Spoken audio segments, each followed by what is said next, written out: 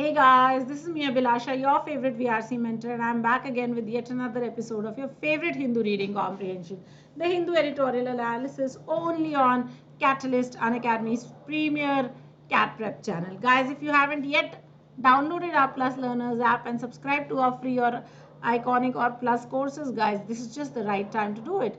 Remember to use AbhiCat Live when you download the course as your unlock code, and start viewing free classes for CAT VRC at 11 a.m. every day. Free sessions, yeah, for all of you. All right, so new batches for September. For September, you can join these batches. Use AbhiCat Live. Here are plus subscriptions: 6 months at 16,400, 18 months at 28,550, and 24 months at 32,800. Guys, also our iconic subscription is available where you get live mentoring for MBA aspirants, where all the benefits of plus, live doubt solving, live concept, and live mentorship is available for you.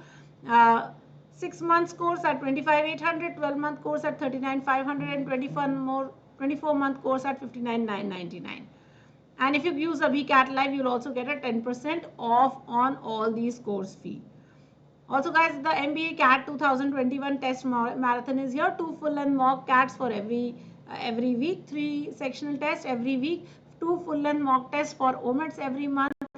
Video analysis of all mocks and sectional tests are available in both Plus and Iconic subscriptions. Guys, India's biggest weekly scholarship test, that is Combat, happens every Sunday at noon. Use the code AbhiCat Live to enroll and enjoy.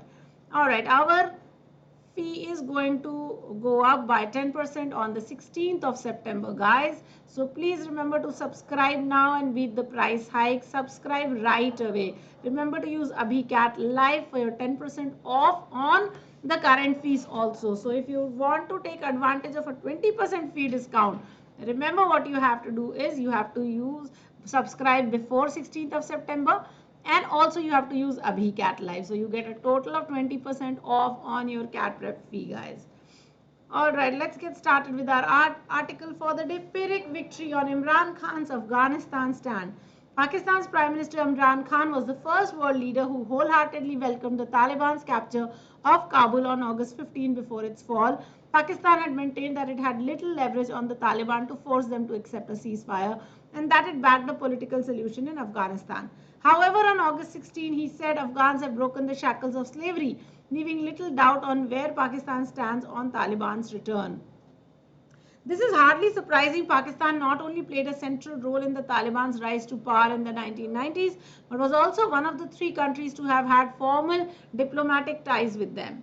Pakistan continued to support the Taliban even after they were driven out of power by the US in 2001. Its strategic calculus was that a stable Afghanistan backed by the US and India could harm its core interest. It hosted the Taliban leadership in Quetta, Balochistan, and allowed their militants to regroup and resume insurgency in Afghanistan. In part, this means not demonizing or cutting ties with the Taliban before they have had an opportunity to settle into power and announce intentions for governing Afghanistan. There must also be a recognition of the role that third parties are going to play, for better or for worse. That must include everything from the Pakistani ISI's shadowy dealings through proxies such as the Haqqani network, China's relentless push for access to economic projects, and India's civilizational and soft power links. In that sense, Taliban's capture of Kabul can be seen as the success of a long-term strategy Pakistan's military establishment had adopted, but it is too early to begin celebrations.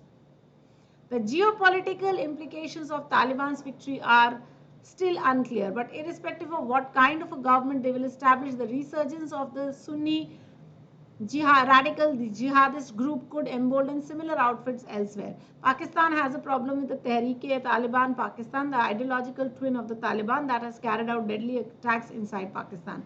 Also, the August 26 Kabul blasts are a warning of what is awaiting Afghanistan. The country is still chaotic and lawless, where groups such as the Islamic State Khorasan province, ISK, the IS affiliate that has claimed responsibility for the blast, would seek to flourish.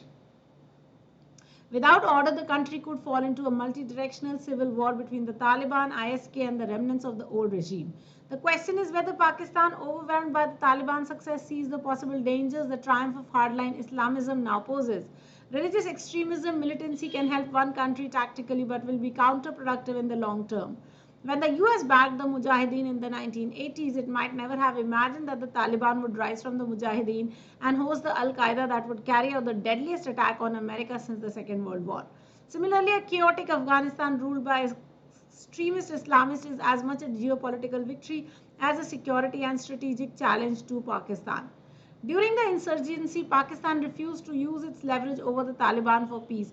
It should do so now, at least because a stable Afghanistan which treats its people with dignity and does not provide safe havens to transnational terrorist organizations is in the best interest of all regional powers, including Pakistan. Alright, what is the main idea of the passage? Taliban's recapture of Kabul is a major diplomatic win for Pakistan against India. Sanctioning ISI, the only supporter of Taliban, would help in laying the foundation of a democracy in Afghanistan.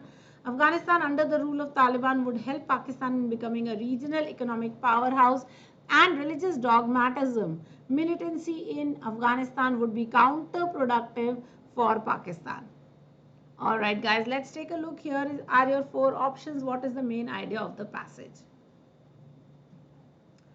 Alright, so Taliban's recapture of Kabul is a major diplomatic win for Pakistan against India is incorrect. We are not talking about India at all in this passage. Okay guys, so therefore A cannot be the correct answer. Sanctioning ISI, the only supporter of Taliban, would help in laying the foundation of a democracy. We are not talking of democracies in Afghanistan, so therefore B is incorrect. Afghanistan under the rule of Taliban would help Pakistan in becoming a regional economic powerhouse. Afghanistan under the rule of Taliban would help Pakistan in becoming a regional economic powerhouse is also not the main idea of the passage. The correct main idea is that religious dogmatism, militancy in Afghanistan would be counterproductive for Pakistan, and therefore D is the correct answer, guys. Alright guys, I hope everybody has liked the session. If you haven't yet liked the session, please make sure that you like the session right away. And also share it among your groups. How many countries provided diplomatic recognition to the brutal Taliban rule prior to the US invasion? Was it 1, was it 193, was it 3, and was it 9? Very quickly guys. So how many countries, including Pakistan, provided diplomatic recognition to the brutal Taliban rule prior to the US invasion? Was it 1, was it 193, was it 3, or was it 9? So the correct answer is not 1 guys, it's not 193 and it's not 9. The correct answer is 3. So only 3 countries provided diplomatic recognition to the brutal Taliban rule prior to the US invasion. Alright, let's come to the third question. This is a structure question guys. So statement A says Pakistan's Prime Minister Imran Khan was the first world leader who wholeheartedly welcomed the Taliban's capture of Kabul. And B says that Pakistan has a problem with the Tehreek-e-Taliban, the ideological twin of the Taliban in Afghanistan. Very quickly, what is the relationship between these two? If I ask why A, will I get B as my answer? Or if I ask why B, will I get A as my answer? I don't think so. If I ask why was Pakistan's Imran Khan the first world leader who wholeheartedly welcomed the Taliban's capture of Kabul, I will not get B as my answer. If I ask why does Pakistan have a problem with the Tehreek-e-Taliban, I will not get A as my answer. Also, if I ask why A and B, I will not get a common answer. Therefore, they are not even effects of a common cause. So the correct answer will be D, that A and B are unrelated, guys. Alright, I hope you got this one right too. Okay, what is the meaning of haven? Is it pacifism? Is it danger? Is it refuge? Or is it imperilment? Guys, very quickly, haven. We always say, hey, this is a safe haven. So what are we saying when we say that it is a safe haven or it's an unsafe haven? So is it pacifism? Pacifism is a philosophy where people believe in peace. So peacekeeping or peace living is a philosophy that's called pacifism. Danger, of course, we understand. Refuge is the correct answer. Yes, it is a sanctuary or a safe place. So that's a haven. Imperilment again is danger. So of course that was not the correct answer. Very clearly the correct answer was C. Alright guys, the next one, let's take a look at the next question. What is the meaning of the idiom Pyrrhic victory? What is a Pyrrhic victory? Is it a diplomatic victory? Is it an exorbitant victory? Is it a strategic victory? Is it a victory of an ally? Now guys, this idiom Pyrrhic victory comes from a general Pyrrhus of Rome, who was waging a war against a particular country. I think it was, I don't remember, I think it was Sparta. I don't remember exactly which one. So the war went on for nearly 20 years, and they kept fighting, fighting, fighting. Finally, after 20 years, Pyrrhus did win the war. But when he went into the city that he had captured, there was nothing there.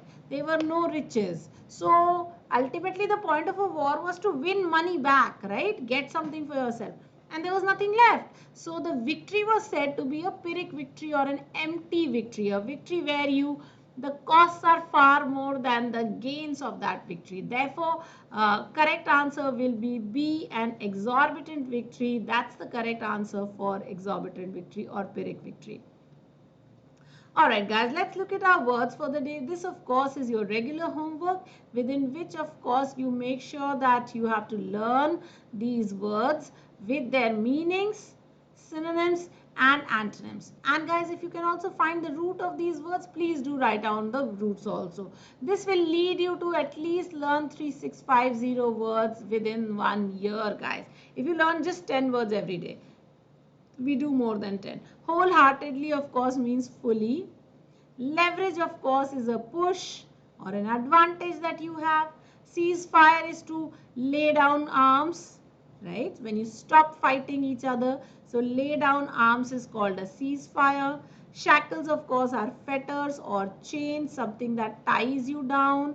So that's a shackle. Diplomatic of course is governmental.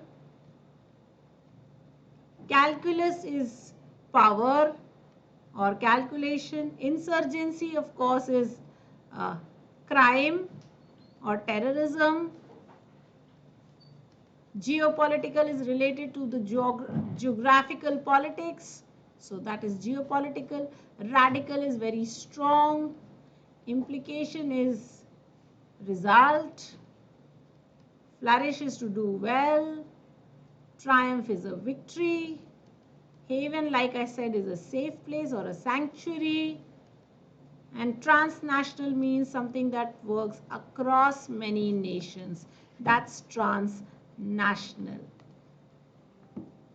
All right, guys. With that, we come to all our words for the day. I hope you will learn these up so that you can do these well. Okay, schedule for today is very, very simple, guys. We will have no classes for the day. All classes are over. So that's it from me. I will see you tomorrow morning with an Aeon essay at your regular time of 9 a.m. Thank you, everybody. Have a nice day. Adios. Remember to hit like, share, subscribe and the bell icon, and also to use Abhi Live to unlock all the free classes and to subscribe to our plus classes. Just for today, there will be no free classes, but every other day we do have a free class at 11 a.m. which you can join right away. Thank you so much. Have a nice day, everyone.